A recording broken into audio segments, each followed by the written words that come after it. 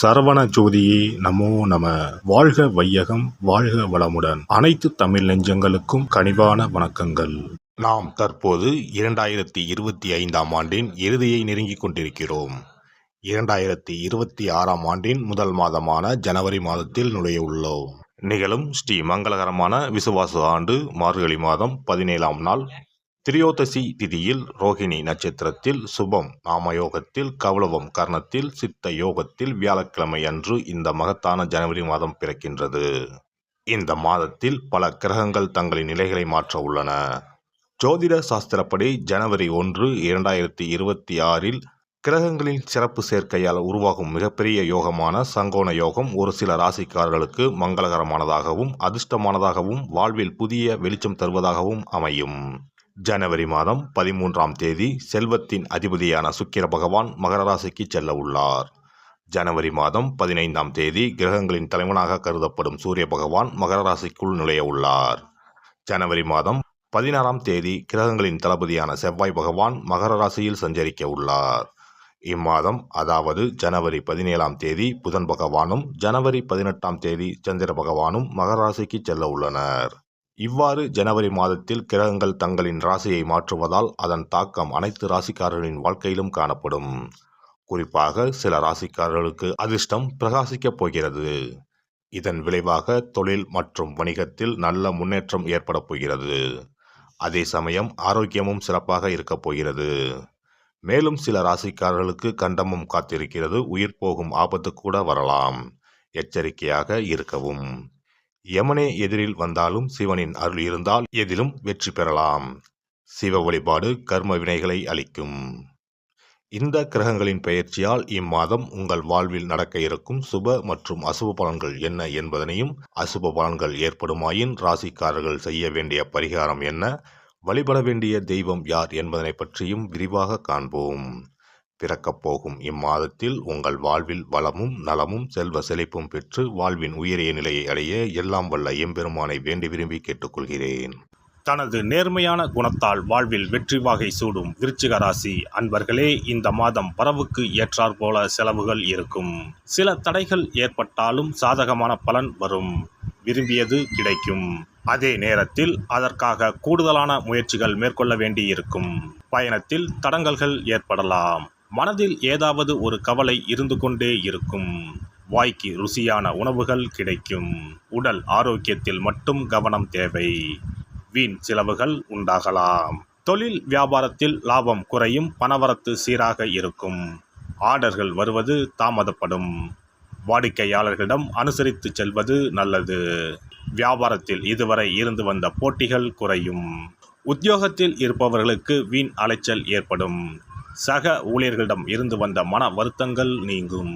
மேல் அதிகாரிகள் சொன்ன வேலையை செய்து முடிப்பதில் ஆர்வம் காட்டுவீர்கள். குடும்பத்தில் வீண் குழப்பம் ஏற்பட்டு நீங்கும். வாழ்க்கை துணையின் பேச்சை கேட்டு செயல்பட வேண்டியிருக்கும். கணவன் மனைவிக்கு இடையே வாக்குவாதங்களை தவிர்ப்பது நல்லது. பிள்ளைகளுடன் அனுசரித்து செல்வது நல்லது. உறவினர்கள் நண்பர்கள் மூலம் கிடைக்கும் உதவிகள் தாமதப்படும். பெண்களை பொறுத்தவரை கூடுதலாக செய்யும் முயற்சிகள் மூலம் விரும்பியபடி காரியத்தை செய்து முடிப்பீர்கள். உடல் ஆரோக்கியத்தில் கவனம் தேவை. கலைத்துறையினரை பொறுத்தவரை வேலை தவறி உணவு உண்ணும்படி நேரலாம். தொழிலில் திடீர் போட்டிகள் இருக்கும். வீண் வார்த்தைகளை பேசுவதை தவிர்ப்பது நல்லது. மனம் நிறைவடைவதற்காக கூடுதலாக உழைக்க வேண்டியிருக்கும். அரசியல் துறையினருக்கு அதிகம் பணியாற்றுவதால் உடல் சோர்வடைய நேரலாம். வீண் பேச்சுக்களை தவிர்ப்பது நல்லது. எடுத்துக்கொண்ட வேலைகளில் ஏதாவது வேண்டாத பிரச்சனைகள் தலை தூக்கலாம். மாணவர்களுக்கு எதிலும் எச்சரிக்கையுடன் ஈடுபடுவது நல்லது. கல்வியில் வெற்றி பெற கூடுதல் கவனம் தேவை. நட்சத்திர பலன்கள். விசாகம் 4ஆம் பாதம். இந்த மாதம் குடும்பத்தில் இருந்த சண்டைகள் நீங்கும். கணவன் மனைவி ஒருவருக்கொருவர் புரிந்து கொண்டு செயல்படுவார்கள். பிள்ளைகள் மூலம் பெருமை உண்டாகும். புத்தி சாதுரியத்தால் பொருள் சேர்க்கை ஏற்படும். தாய்வழி உறவினர் மூலம் உதவிகள் கிடைக்கும். அனுஷம் நட்சத்திரம். இந்த மாதம் தடைப்பட்ட காரியங்களில் தடைகள் நீங்கும். பணவரத்து எதிர்பார்த்தபடி இருக்கும். ஆன்மீக எண்ணம் அதிகரிக்கும். மாணவர்களுக்கு கல்வியில் இருந்த தடைகள் விலகும். தேவையான பண உதவி கிடைக்கும். கேட்டை நட்சத்திரம். இந்த மாதம் பொருளாதார சிக்கல் ஏற்பட்டு நீங்கும். எந்த ஒரு காரியத்திலும் தெளிவான முடிவு எடுக்க முடியாத நிலை ஏற்பட்டு பின்னர் சரியாகும். சொன்ன சொல்லை காப்பாற்றி விடுவீர்கள். அதனால் உங்களின் மதிப்பு கூடும். எதிர்ப்புகளை சமாளித்து முன்னேற எடுக்கும் முயற்சிகள் யாவும் சாதகமான பலன் தரும். கந்த சஷ்டி கவசம் சொல்லி முருகனை வணங்கி வர எதிர்ப்புகள் நீங்கும், கஷ்டங்கள் குறையும். சிறப்பு தொகுப்பு. கண் திருஷ்டிகள் அகன்று தடைப்பட்டு கொண்டிருக்கும் காரியங்கள் நிறைவேற செய்ய வேண்டிய பரிகாரம் என்ன என்பதனை பற்றி காண்போம். வாழ்க்கையில் நல்ல நிலையில் இருந்தவர்கள் கூட திடீரென்று பொருளாதாரம் இழந்து மன கஷ்டங்களுடன் வாழும் நிலை ஏற்படும். இந்த நிலை எதனால் ஏற்பட்டது என்று ஆராய்ந்து பார்த்தால் பெரும்பாலும் அவர்களின் மீதான கண் திருஷ்டிதான் காரணமாக இருக்கும்.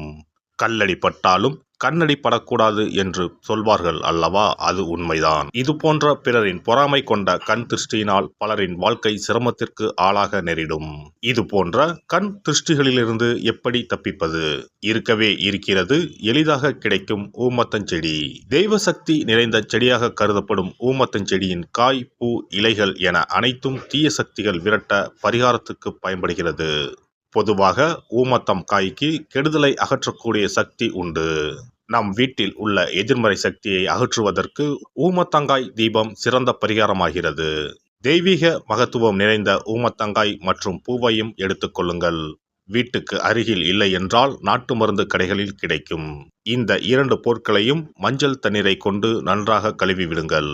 சிறிது நேரம் அவற்றிலுள்ள ஈரம் போக ஆறவிட்டு பிறகு அவற்றை ஒரு மஞ்சள் துணியில் குலதெய்வத்தை வேண்டி ₹1 நாணயத்தோடு சேர்த்து முடிந்து வீட்டின் நிலைப்படியில் கட்டி தொங்க விடுங்கள். இந்த முடிச்சை வெள்ளிக்கிழமை அல்லது ஞாயிற்றுக்கிழமைகளில் தயார் செய்து வாசல் படியில் கட்டுவது சிறப்பு. தினமும் வீட்டில் தீபம் ஏற்றி காண்பிக்கும் போது இந்த முடிச்சுக்கும் காண்பிக்கவும். இதேபோல் ஊமத்தம் இலைகள் கிடைத்தால் அந்த இலைகளை சுத்தமான மஞ்சள் தண்ணீரில் கழுவிவிட்டு அவற்றை கொண்டு வீட்டில் இருக்கும் விநாயகருக்கு திங்கள் கிழமைகளில் தொடர்ந்து அர்ச்சனை செய்து வர வேண்டும். ஊமத்தம் பூவையும் விநாயகருக்கு சூட்டலாம். 3 வாரங்கள் தொடர்ந்து திங்கள் கிழமைகளில் விநாயகருக்கு ஊமத்தை இலையால் அர்ச்சனை செய்து ஊமத்தம் பூவை சூட்டி வழிபட்டால் வீட்டில் உள்ள கெட்ட சக்தி நடமாட்டம் மற்றும் கண் திருஷ்டிகள் தீரும். ஊமத்தம் செடியும் சிவபெருமானுக்கு உகந்த இலை ஆகும். இந்த ஊமத்தங்காய் வைத்து சிவபெருமானுக்கு தீபம் ஏற்றி வழிபடுவதன் மூலம் நமது பிரச்சனைகளில் இருந்து எளிதாக விடுபட முடியும். முதலில் 2 ஊமத்தங்காய்களை எடுத்துக்கொள்ள வேண்டும். அவற்றின் மீது முட்கள் இருப்பதால் மிகவும் கவனமாக கையாள வேண்டும். ஊமத்தங்காயின் காம்பு பகுதிகளை வெட்டி கொண்டு கத்தியை பயன்படுத்தி ஊமத்தங்காயின் உள்ளே இருக்கும் விதை பகுதியை முழுவதுமாக நீக்கிவிட வேண்டும். பின்னர் 2 அகல் விளக்குகள் மற்றும் விளக்கு வைப்பதற்கான 2 தட்டுகளை எடுத்து சுத்தம் செய்து அவற்றிற்கு மஞ்சள் குங்குமம் போட்டு வைத்துக் கொள்ள வேண்டும். பின்னர் 2 தட்டின் மீதும் ஒவ்வொரு அகல் விளக்கை வைத்துக் கொள்ள வேண்டும். அதன் பிறகு எப்போதும் பூஜை செய்வதற்கு வைப்பது போன்ற வெத்தலைப்பாக்கு, பழம் போன்றவற்றை வைத்துவிட்டு 2 விளக்குகளையும் ஏற்றி சிவபெருமானை மனதார வேண்டிக் கொள்ள வேண்டும். எனக்கு இருக்கும் பிரச்சனைகள் அனைத்தும் தீர்ந்து இன்பமான வாழ்க்கை கிடைக்க வேண்டும் என வேண்டிக் கொள்ள வேண்டும். இந்த பூஜையை வெள்ளிக்கிழமை அன்று தொடங்கினால் தொடர்ந்து 9 வெள்ளிக்கிழமைகள் செய்ய வேண்டும். ஊமத்தங்காயின் மீது எவ்வாறு முட்கள் இருக்கிறதோ அதுபோல நமது வாழ்க்கையில் இருக்கும் முட்கள் போன்ற பிரச்சனைகளை அவை தீர்த்து வைக்கின்றன. இந்த பூஜையை நாம் தொடர்ந்து செய்து வருவதால் நம் மீது இருக்கும் கண் திருஷ்டிகள் அகன்றுவிடும். தீராத துயரங்கள் தீர்ந்துவிடும். பணம், நகை நம்மிடம் பெருகி வரும். சிலருக்கு கையில் சுத்தமாக பணம் இருக்காது. வறுமை தாண்டவமாடும். கடன் தொல்லையால் கஷ்டப்படுவார்கள். பண பிரச்சனையில் சிக்கி கொண்டிருப்பவர்கள் இந்த தீபத்தை ஏற்றினால் 3 வாரங்களில் நல்ல பலனை பெற முடியும். தொழிலில் நல்ல முன்னேற்றம் இருக்கும். கடன் பிரச்சனைகள் தீரும்.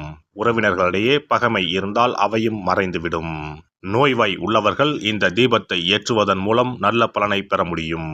பொதுவாகவே எந்த பரிகாரம் என்றாலும் அதை முழு நம்பிக்கையுடன் செய்தால் மட்டுமே முழு பலன் கிடைக்கும் என்பதை நினைவில் கொள்ளுங்கள்.